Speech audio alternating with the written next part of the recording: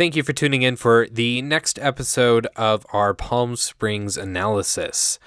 If you missed the previous episodes or you haven't watched Palm Springs yet, go ahead and watch those because there are spoilers ahead for Palm Springs. Last time, we left off talking about what happens when you have multiple people in a time loop at the same time and the kind of problems that arise from it. We're going to take it a step further and talk about some of the hypothetical situations that can happen with this kind of a loop, if we extend it to its furthest definition.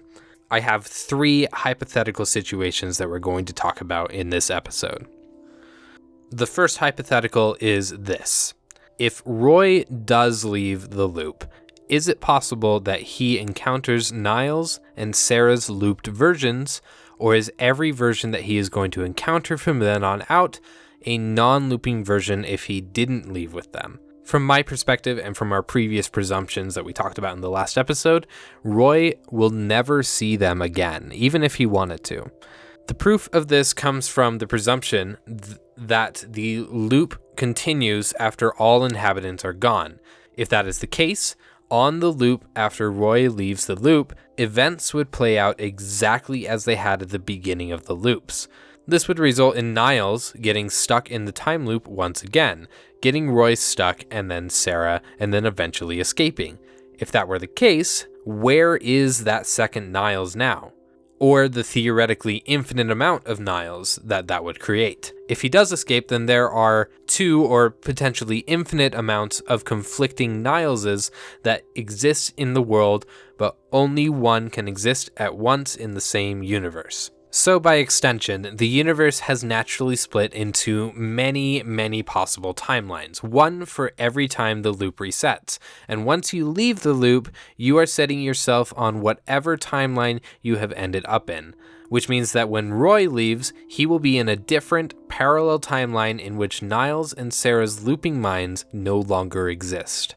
This adds weight to the fact that if Sarah had left without Niles, they really would have never seen each other ever again in the same capacity. Sarah would have escaped, and if Niles would have ever escaped, he would be in a parallel timeline, lost to her forever. Now, this hypothetical does come off of the assumption that the universe is deterministic.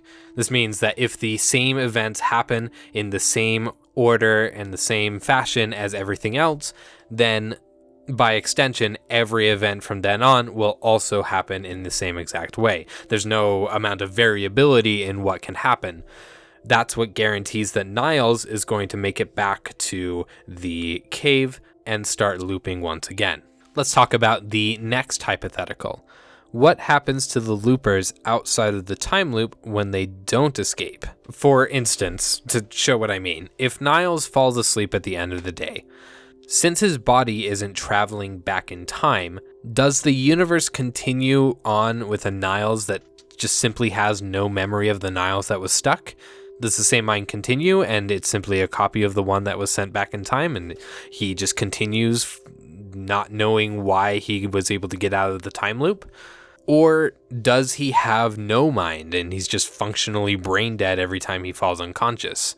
The movie, unfortunately, doesn't answer this question, probably for good reasons. It's a little nitpicky on my end, but we can take some inferences. We know that one can continue on in the world after another looper has gone unconscious, as their mind doesn't go back until they do.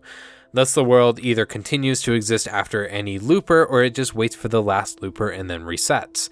Maybe the universe has a way to tell how many people are alive and conscious in the loop, but I want to err on the side of Occam's razor and say that a world does not cease to exist after the last looper falls unconscious, but rather it just continues on in a normal flow of time. So if we presume that, we can rule out that possibility, but there's no way of telling what happens to the looper that has fallen unconscious. We do know that they are still there, for if their mind were to... for it's just their mind that's traveling back. So either they are there with all of their memories, they are there with a wiped memory, having experienced a completely normal previous day, or they are brain dead with no mind since it traveled backwards. One final hypothetical, and this is kind of stretching the definition of the time loop that has been defined here. Can this cave be used forever, or does it only exist for the duration of the loop? I want to say that it's still there after all of this, because the loop could technically go on forever if you have a person incapable of falling unconscious. No, that person probably doesn't exist, but I don't think that the universe cares about the capabilities of humans. What if a robot went in and were incapable of shutting off? Would the time loop essentially not happen? Does this only happen to living things? I'm not sure. In any case, if the cave does stick around and it has its same properties, this could be a very handy tool for the use of the betterment of humanity. Instead of sending someone to school to learn for years, they could spend any number of years in a time loop and learn in there instead. We saw that you can retain a lot of information, just like Sarah did with learning quantum mechanics, so it's definitely possible to do so. The limit is the edge of how much your brain can handle, and years of testing the boundaries of this in a controlled environment with zero effect on the planet would be hugely beneficial to mankind. I'd be interested to see a story where someone puts that to the test and sees what humanity could achieve if time were no barrier to education. There are so many other applications that we could think about with this kind of time loop, but we do have to move on to other topics related to Palm Springs, specifically about the consequences of being essentially immortal in one of these situations and what that does to a human being that isn't interacting with other people who are functionally immortal. We'll start talking about that next time. Until then, thank you for listening.